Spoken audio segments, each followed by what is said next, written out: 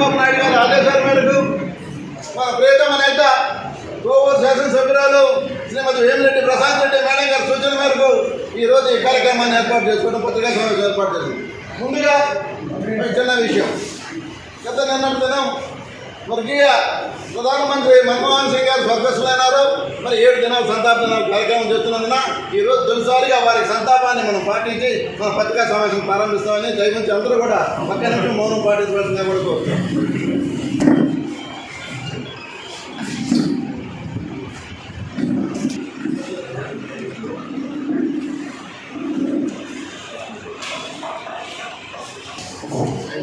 అందరికీ నమస్కారం.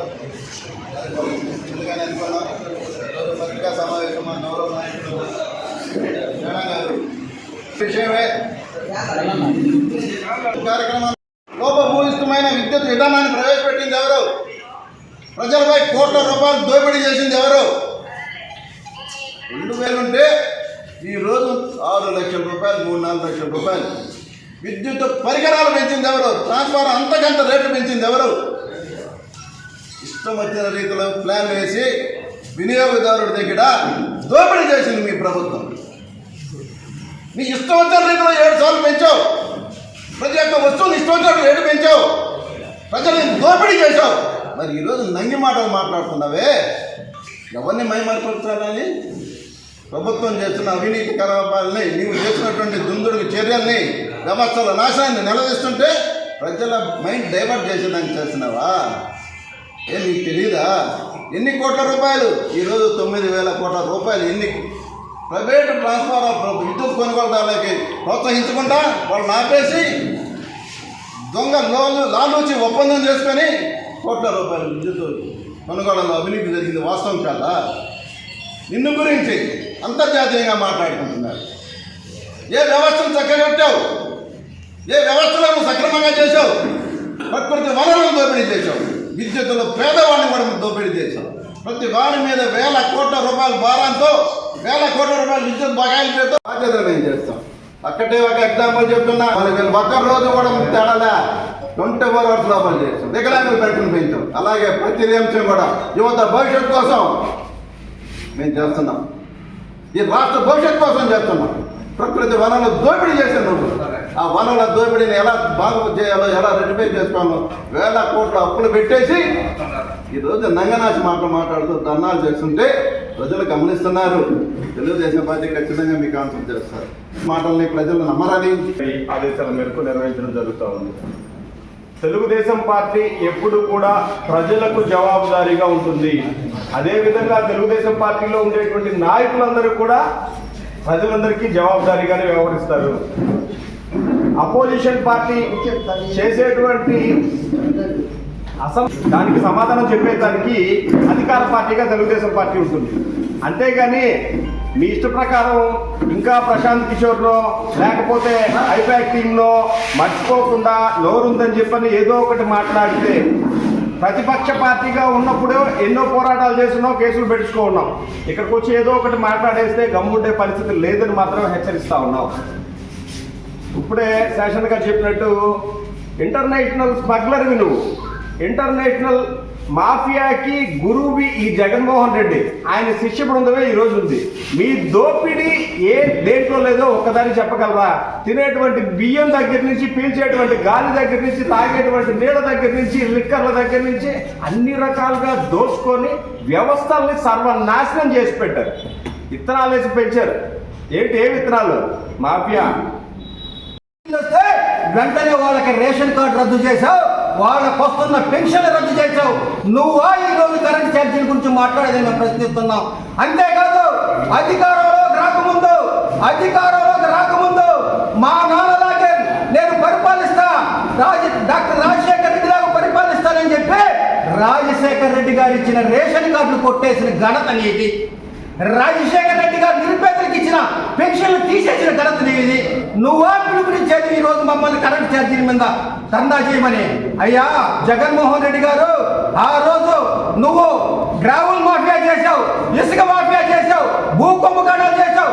లాస్ట్కి కేంద్ర ప్రభుత్వం నిధులిస్తుంటే ఎస్సీ ఎస్టీ సప్లైల కింద ఆ నిధులను కూడా నీ ఖజానాకి బదిలిచ్చి నీ ఖజానాలో దాచుకుని కేంద్ర ప్రభుత్వం గౌరవ ప్రధానమంత్రి నరేంద్ర మోదీ గారు ఇచ్చిన నిధులు కూడా దాచుకున్న చరిత్ర ఇదే. కోవూరు నియోజకవర్గానికి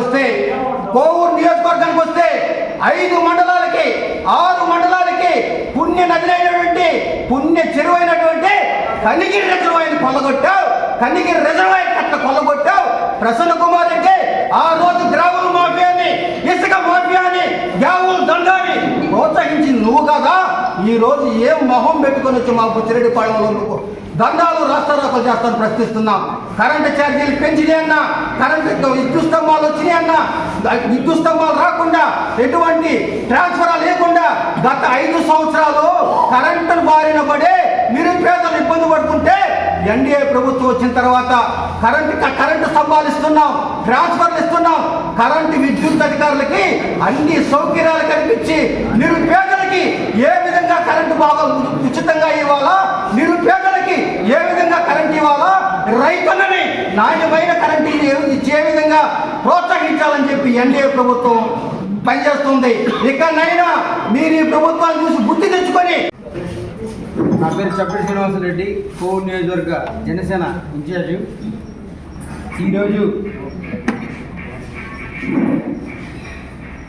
ఈరోజు చాలా మేరకు ఈ పత్రిక అధికారులు, వైసీపీ నాయకులు రోడ్డు మీదకి వచ్చి ధర్నాలు మొదలుపెట్టారు. ఇది ఎంత విచిత్రం అంటే వాళ్ళు చేసిన తప్పుని వాళ్ళే బట్టబయలు చేసుకుంటున్నారు. మనము వాళ్ళు ఉన్నప్పుడు వాళ్ళు చేసిన తప్పుల్ని కప్పిపుచ్చుకోవడం కోసం, అరిసి ఆధిక్యత ప్రదర్శించుకోవడం కోసం ఈరోజు రోడ్ల మీదకి వచ్చి ధర్నాలు చేస్తున్నారు.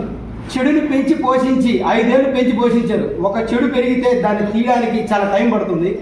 అలాగా కూటమి ప్రభుత్వం వేలుతో సహా ప్రకటించడం కోసం టైం పట్టే ఈ కార్యక్రమంలో వాళ్ళు పెంచి పోషించారన్న సంగతి వాళ్ళు మర్చిపోయి వాళ్ళు చేసిన తప్పుల్ని ఈ ప్రభుత్వం మీద తొయ్యడం కోసం ఈరోజు ప్రజల మధ్యలోకి వచ్చి మేము ఉన్నాము, మేము చేస్తాము అని చెప్పి వాళ్ళ తప్పులు వాళ్ళే బయటికి చూసుకుంటున్నారు. ప్రజలు ప్రతిదీ చూస్తున్నారు, అంతా కూడా గమనించారు. మీరు ఏం చేశారు, ఇది మీ వల్లే అని చెప్పి వాళ్ళకి తెలుసు.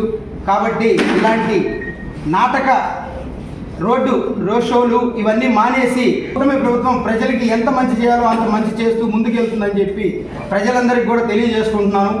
కాబట్టి గత ప్రభుత్వం ఏం చేసింది, ఈ ప్రభుత్వం ఏం చేస్తుందో ప్రజలందరూ గమనించాలని చెప్పి కోరుకుంటున్నాను. మన అదృష్టం సేవాభావంతో ఉన్న మన కోవూరు కాన్స్టిట్యున్సీకి సేవాభావంతో ఉన్న వేమిరెడ్డి ప్రశాంత్ రెడ్డి గారు రావడం మన అదృష్టం. కాబట్టి ఈ కూటమి అభ్యర్థితో మనం ఎన్ని రకాలుగా వాళ్ళని మంచి పనులు వాళ్ళ చేత చేయించుకోవచ్చు, ప్రజలకి ఎంతమందికి సహాయం చేయగలం అనేవి దిశగా ఆలోచించి అందరూ కూడా మా నాయకులందరూ కావచ్చు, కూటమి ప్రభుత్వంలో ఉన్న వాళ్ళందరూ కావచ్చు ముందుకెళ్ళాలని చెప్పి కోరుకుంటున్నాను. విద్యుత్ సమస్యలపై పెరిగిన అప్పులు 49,596 కోట్లు. జగన్ అవినీతి అసమర్థతతో కలిగిన నష్టం 2019-2024కి ఈపీఎస్ కృష్ణపట్నం థర్మల్ ప్లాంట్ ఏర్పాట్లో జాప్యంలో నష్టం 12,818 కోట్లు. పోలవరం హైడ్రో ఎలక్ట్రికల్ ప్రాజెక్టులో జాప్యం జరిగిన దానికి 4,737 కోట్లు. స్వల్పకాలిక విద్యుత్ కొనుగోళ్ల నష్టం 2,691 కోట్లు. ఏడాదికి 7,000 మెగావాట్ల సోలార్ పవర్ని సెకీతో చేసుకున్నటువంటి ఈ మధ్యన అమెరికా వాళ్ళు కూడా కేసు పెట్టారు కదా, సెకీతో ఆదాయ పవర్ సెకీతో ఒప్పందంలో దాంట్లో 3.85 కోట్లు. అప్పులపై వడ్డీ భారం 10,892 కోట్లు. ఏపీ డిస్కంలు ఏపీపీడీసీఎల్ నిర్వహణ వైఫల్య నష్టం 9,618 కోట్లు. జెన్కో ప్లాంట్ల విద్యుత్ ఉత్పత్తి తగ్గించడం వల్ల నష్టం 3,135 కోట్లు. అంటే ఈ విధంగా 1,29,503 కోట్లు ఈరోజు మన జెన్కో ట్రాన్స్ఫర్ నష్టాల్లో ఉన్నాయంటే ఈ పాపం ఎవరిది? తెలుగుదేశం ప్రభుత్వం మిగులు విద్యుత్ నీకు అప్పచెప్తే జగన్మోహన్ రెడ్డి వైసీపీ ప్రభుత్వానికి ఈరోజు 2024కు 1,29,503 కోట్లు అప్పించిపోయినామంటే ఈ సంస్కరణలు ఏవైనా నీ అవినీతికి, నీ యొక్క అలసత్వానికి, నీ పరిపాలన చేతగాంతనానికి, నీ మూర్ఖత్వానికి, నీ నియంతృత్వానికి కారణం కాదా అని జగన్మోహన్ రెడ్డి గారు సూటిగా ప్రశ్నిస్తున్నాను. రసూల్ కుమార్ రెడ్డి గారు విద్యుత్ ఛార్జీల గురించి మాట్లాడాలంటే ఫస్ట్ ఆలోచన చేయాల్సింది ఈ విద్యుత్ ఛార్జీలు ఎప్పుడు పెంచినారు, గ్రో ఛార్జీలు క్లియర్గా ఇక్కడ లెక్కలతో మీకు ఇప్పుడు చెప్తాం. ఒక ఆడి ముచ్చు అని చెప్పి తెలియజేసుకుంటూ పత్రికా ప్రతినిధులందరూ కూడా వాస్తవాలు రాయండి. రాష్ట్ర గవర్నమెంట్లో ఏం జరిగింది, ఇప్పుడు ఏం జరుగుతుంది, ఈ అభూత కల్పనలకి మనం స్పందించాల్సిన అవసరం లేదు. కానీ మా ముఖ్యమంత్రి వర్యులు నారా చంద్రబాబు నాయుడు గారు ఆజ్ఞాపించారు కాబట్టి మేము ఈ యొక్క సమావేశం ఏర్పాటు చేయడం అయింది. కాబట్టి ఈ యొక్క సమావేశం నిర్వహించాం. అందరికీ నమస్కారం.